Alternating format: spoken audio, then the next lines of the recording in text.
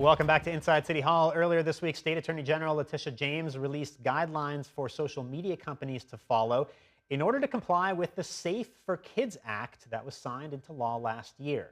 The law is intended to stop kids from becoming addicted to the algorithmic feeds on social media apps that are designed to grab their attentions. Joining us now to talk about the new rules and kids' relationship to social media is Muna Heaven. She is the Harlem chapter leader of Mothers Against Media Addiction. Welcome to the program. Thank you for joining us. Thank you, Bobby. Great to be here. So let's take a step back and just explain what this legislation does, because this is a big deal. I mean, this would completely transform the way that kids interact with social media apps like TikTok and all the others, right?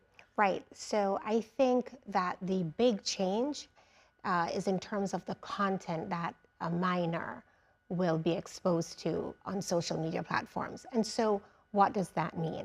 It means that social media platforms are going to be restricted in the way that they're able to target kids under the age of 18 with algorithmic feeds without parental consent, and also nighttime notifications. So with the algorithmic feed, that means if you're a kid under 18 and you log into TikTok or any other social media app, you're not getting fed the regular algorithm, right? You can only see content from people that you follow or sort of the chronological feed, right? I mean, it's a totally different interaction with the app. Right. So what makes this a huge shift is right now when a child goes on, they may be receiving content from folks that they follow, but they're also receiving content from folks or the company that they do not follow, accounts that they do not know, that are targeting them, that uses all the information that the companies obtain about the child, and then they loop back and with ads and so on, really pit these children into the endless scroll. I like to call it the scroll to the bottom of the brain stem. And then in addition, there is the overnight notification ban, right? I don't know if ban is the right word, but kids would not receive notifications in the overnight hours. Right. So I think the key word here, Bobby, is default. So right now, the default is that children are fed content by accounts that they do not know, folks they do not know, right? And they also receive nighttime notifications during night time when they should be sleeping. With this law, that will no longer be the default. And so from 12 a.m. to 6 a.m., the default will be no overnight notifications. Of course, that can change, but with parental consent. So talk about that a little bit, because parental consent is a big deal, right? I mean, if the kid gets consent from their parent, they get them to sign off, then it bypasses this whole thing, right? This is all basically moot. So what is the message to parents? Because if and when this law takes effect, which is still a ways off, kids are going to be coming to them and asking them to check yes on this box in order to gain access. Right. So what does that mean for parents? What does it mean for us? I mean, for me as a parent, as a mama parent, the idea is to educate other parents. It brings parents back into the conversation so that they weigh in on the content that their children are exposed to. And, we think that that's a good thing. The rules provide a mechanism for that. So first, the child has to approve the request for parental consent. So prong one deals with the child. After that, the consent verification from the parent would take place. And there are also countermeasures to that, Bobby. There has to be an option for the child or parent to be able to withdraw at any time.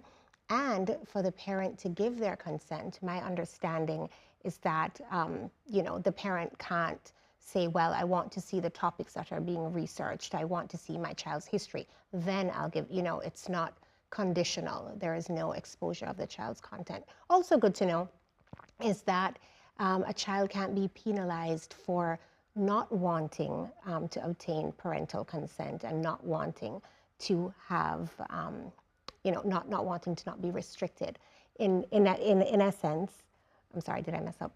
No, so they won't get dropped from the app, in other words, if they don't seek out parental consent, right? What is also nice is that, let's just say that a child does not want parental consent. The child won't be punished. The child can continue to use the app as they are now.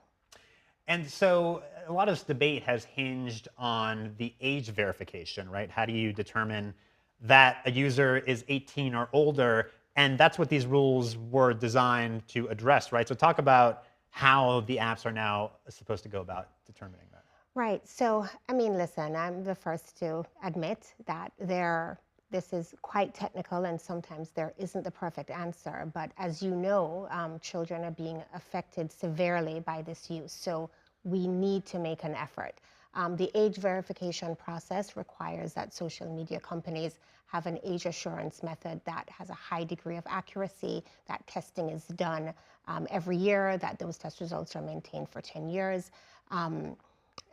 Kids that are 18 and over, there's verification methods for them. There's email, there's phone, there's video, and the list goes on.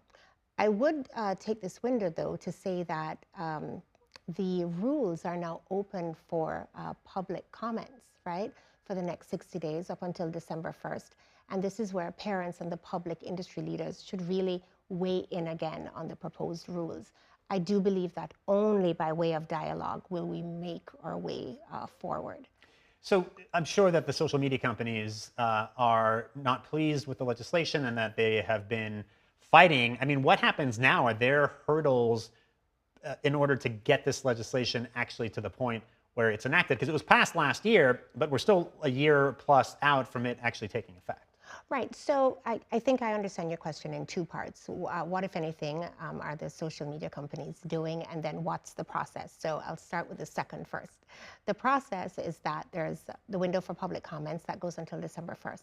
After that, the AG's office has a year to finalize the rules, and then the law goes into effect 180 days after. What do social media companies, how do they feel about this? The answer is that they're probably not happy, but my response to that is, you know, we're all parents, and loving our children is the lowest common denominator that really unites us, despite what you own, your social status, your affiliation, all the things, political affiliations, and so on. And so this is really, it's always an opportunity for all of us to come to the table and figure out what is the best way to provide guardrails for our kids. All right, we're going to leave it there. Muna Heaven, thank you so much for joining us. We appreciate it. Okay, thank you.